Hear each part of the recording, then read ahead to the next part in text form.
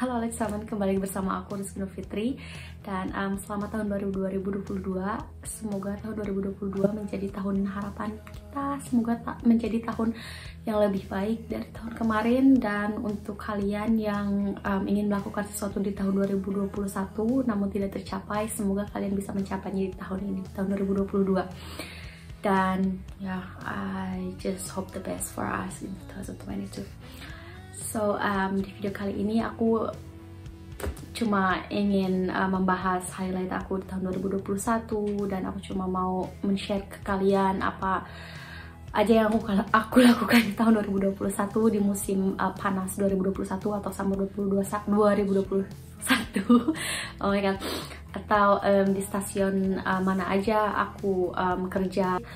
Pertama aku kerja di neonatologi atau kinder intensif atau bayi yang prematur. Jadi aku mengurus bayi kecil. Oh my god. Aku kembali lagi kerja di rumah sakit. Dan ya, kalian mungkin lihat video short aku judulnya Night Shift, dan yaitu shift malam pertama aku di rumah sakit. Jadi bulan Mei kalau nggak salah. Pokoknya awal dari summer aku kerja di stasiun anak-anak prematur atau bayi-bayi prematur. Jadi di sana aku ngurus bayi-bayi prematur yang lahirnya lebih awal gitu. Dan ya bayi-bayi kecil, jadi aku bener-bener ngurus bayi kecil gitu. Kerja di sana mostly kayak kasih makan mereka atau kasih minum mereka susu contohnya, ngerawat mereka gitu, atau ya ganti apa gimana kita ngurus bayi gitu. Tapi kita harus bener-bener buat mereka sepenuhnya gitu, soalnya kadang aku ngurus 2 bayi sampai 3 bayi gitu, dan kadang aku juga ngurus bayi di inkubator gitu. Dan ya itu cukup apa ya, aku suka sama anak-anaknya, dan aku suka banget kalau kasih makan mereka kayak bayi di sini gitu. Terus aku kasih makan, terus habis itu mereka harus ini kan, harus sendawa kan, terus aku gini-gini, terus kayak gimana ya, peace gitu, kayak adem banget gitu kalau udah sama bayi gitu. Tapi unfortunately atau responsible atau tanggung jawabnya itu juga cukup tinggi sih. Dan apalagi kalau ada besuh dari orang tuanya, dan kita harus bener-bener harus bener bisa komunikasi sama orang tuanya, karena mereka rata-rata takut, karena mereka rata-rata ada juga yang kayak anak pertama mereka. Jadi kita harus bener-bener kayak unlighten, jadi kayak bener-bener jadi partner komunikasi yang baik untuk mereka, dan coba kasih dan coba kasih tahu ke mereka kalau semuanya akan baik-baik saja, dan sebisa mungkin kita memberi perasaan yang aman atau perasaan yang baik itu, bahwa semuanya akan baik-baik saja gitulah pokoknya. Dan yang kedua, aku kembali ke chirurgi stasiun atau ke stasiun operasi. Itu ada plastik chirurgi atau operasi plastik, dan ke face chirurgi. Nanti aku tulis deh apa itu dalam bahasa Indonesia. Operasi plastik. Operasi plastik di sini bukan berarti operasi plastik taulah kayak Schönheit atau untuk kecantikan ya, tapi lebih ke kalau mereka ada kecelakaan atau apa gitu. Dan aku suka banget sama stasiun ini, aku suka sama stasiun lainnya, aku suka sama pekerja-pekerja di sana, dan aku suka sama atmosfernya. Aku suka maksudnya banyak banget wunda atau banyak banget luka, dan aku suka banget sama luka. Dan ya kayak hampir setiap hari tuh hanya kayak perban Vexel atau ganti perban kayak gitu, dan ya ngurus luka gitu, kayak ada darah-darah atau luka-luka kayak gitu. Jadi nggak cuma bantuin mereka washen atau menjadi asisten dokternya gitu. Kalau dokternya lagi ganti perban atau apa gitu kan, ganti apa gitu, kita bisa asisten mereka gitu. Dan aku juga bisa komunikasi sama dokternya. Pokoknya cool banget di stasiun ini, dan aku pengen balik lagi ke stasiun ini. Dan plastik chirurgi udah kayak aku banget gitu, dan kayak aku suka lah gitu sama luka-luka, sama iyalah kayak gitu. Sama anatomi manusia aku juga suka banget, dan pokoknya aku suka di stasiun ini. Dan yang terakhir kemarin aku di unfal chirurgi atau operasi kecelakaan dan ortopedi atau tulang. Jadi itu lebih ke sama sih kayak sebelumnya, tapi ini lebih ke apa sih namanya, ke tulang-tulang kayak gitu loh. Kayak kalau ada tulang yang apa ya, trauma gitu ya, kayak kecelakaan terus tulang kamu patah atau tulang kamu broken atau apa gitu. Dan pokoknya di sini juga sama lah, kebanyakan perban Bexel ini itu, dan apa sih, nge-flag fixatur atau kayak gitulah. Pokoknya apa sih, bidang operasi udah kayak benar-benar bagian aku gitu. Oh ya, kalau kalian dengar aku kerja di stasiun operasi atau chirurgi, bukan berarti aku membantu mereka mengoperasi pasien-pasien, tapi pasien-pasiennya itu yang mau dioperasi atau enggak setelah dioperasi. Jadi kita cuma merawat mereka yang sebelum dioperasi atau enggak yang setelah dioperasi kayak gitu.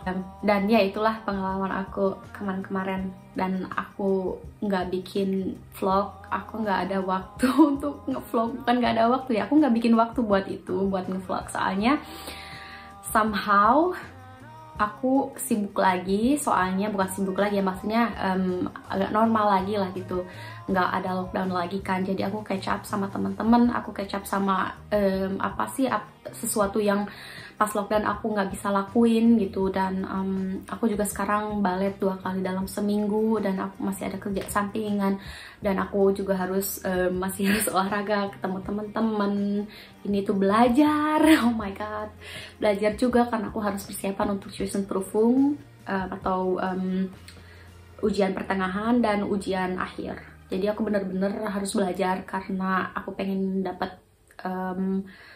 apa sih, nilai yang bagus kan untuk kuliah atau apa gitu. Pokoknya aku pengen dapat nilai yang bagus, jadi aku harus belajar banyak. Dan ya selama summer aku dapat 4 minggu libur. Jadi aku pengen keluar negeri, maksudnya keluar Jerman atau pulang ke rumah. Tapi ya karena pandemi ini kayak aku masih takut lah ya. Soalnya kita nggak tahu apa yang akan terjadi kan. Dan walaupun lockdown udah agak nggak diperketat lagi, nggak diapa lagi, tapi tetap aku kayak oke, kayaknya aku di Jerman aja gitu. Jadi aku bikin plan untuk membesuh teman-teman yang dulunya di Kassel, yang dulunya di sini tapi pindah ke luar kota gitu. Jadi ya pertama aku ke Frankfurt deket sih ya, ke Frankfurt dulu ke teman kursus bahasa Jerman aku, terus ke München deh ya kalau nggak salah ya, ke München, ke Marta, halo Marta kalau nonton ya ke München atau ke Bayern, soalnya di sana aku juga wandang. Nanti fotonya aku liatin atau enggak kalian yang follow IG aku mungkin kalian juga lihat di IG aku, tapi aku sekarang lagi offline. Dan setelah itu aku ke Magdeburg dan ke Hamburg dan ya pokoknya itu berkenan sekali. Dan buat aku itu sangat refreshing, soalnya di tahun 2020 aku nggak kemana-mana dan itu bener-bener lockdown kan walaupun summer juga. Dan jadi kayak 2021 atau tahun kemarin aku kayak oke, aku bener-bener harus keluar dari kota ini gitu. Dan aku bener-bener harus bertemu teman-teman, kayak bertemu orang-orang gitu. Soalnya ya cuma bertemu satu orang atau apa gitu, kayak apa ya, stressing banget. Dan kemarin pokoknya bener-bener waktu untuk aku sendiri, karena kebetulan aku juga single. Dan ya aku bener-bener ngerasa tahun kemarin itu benar-benar produktif, dimana aku lebih bersosialisasi daripada di tahun 2020. Dan aku benar-benar punya waktu untuk diri aku sendiri, dan aku benar-benar bisa mendapatkan atau bisa melakukan sesuatu yang ingin aku lakukan yang aku tidak bisa lakukan di tahun 2020. Ya pas tahun baru aku ngerayain sama teman aku, dan di sana kita cuma bertiga, dan kita kayak bukan berharap, kayak kita ngomongin the worst thing in 2021 dan the best things in 2021. Dan 2021 atau 2021 ya, atau 2021. Dan 3 hal yang ingin kita lakukan di tahun 2022 itu. Dan kenapa aku offline lagi dari Instagram, entah kenapa aku tuh kayak pengen fokus dulu sama diri aku sendiri dan masih ingin mencari jati diri dan untuk mencoba menemukan passion aku yang sebenarnya, atau apa sih yang aku inginkan gitu. Dan apa sih maksudnya untuk mencapai apa yang aku inginkan tanpa melihat orang lain, tanpa pokoknya fokus ke diri sendiri gitu. Soalnya gak tau kenapa, kalau ya seperti di video yang dulu aku bilang pas aku offline Instagram, aku bilang kayak, maksudnya sekarang ya, tau kenapa kalau aku main Instagram aku tuh kayak dapat tekanan apa gitu, kalau aku tuh harus begini, aku tuh harus begitu, dan wah orang lain kayak gini, wah aku juga harus kayak gitu, atau aku harus lebih dari itu gitu. Dan I don't know, pokoknya procrastinating, mengganggu juga. Soalnya kalau aku udah main Instagram aku lupa waktu, dan pokoknya aku udah bisa ngebedain aku bisa ngebedain kayak selama aku punya Instagram dan selama aku nggak punya Instagram. Pertama, kalau aku punya Instagram, pas pulang ke rumah aku cek notifikasi atau apa gitu, dan pengen ngelakuin ada sesuatu yang harus aku lakuin, tapi aku kayak entar aja gitu, aku masih ada waktu, sampai aku lupa gitu untuk melakukan hal ini. Tapi kayak gak ada Instagram, pulang ke rumah, oke, aku langsung ngelakuin itu, atau enggak aku langsung tidur atau apa gitu, kayak straight forward gitu. Jadi kayak langsung ngelakuin sesuatu yang harus dilakukan gitu. Tapi kalau punya Instagram kayak oke, aku post satu postingan atau aku post story, terus habis itu ya aku pengen lihat siapa yang ngelihat atau kayak gitu kan. Jadi kayak gimana ya ujung-ujungnya lihat lagi ke Instagram gitu. Dan ya pokoknya aku pengen menjaga kesehatan mental aku juga, dan aku juga kayak ya lebih hidup dengan kehidupan yang real. Lebih connect sama orang-orang yang real di sini. Dan pokoknya aku pengen aku pengen menghidupi kehidupan yang asli gitu. Yang real life gitu. Aku nggak mau hidup di dunia internet, aku nggak mau hidup di dunia di dunia Instagram atau apa gitu. Jadi aku cuma pengen hidup di reality kayak gitu. Dan ya aku nggak tahu kapan aku balik lagi ke Instagram. Mungkin kalau mental aku stable atau entah gimana. Dan ya kebetulan aku juga ini winter kan, aku kayak dapet winter depression atau winter blues karena gak ada matahari dan gelap. Ini jam berapa ya sekarang? Sekarang jam 5, oke, jam 5, tapi udah gelap banget. Yang biasanya jam 5 tuh masih cerah gitu. Dan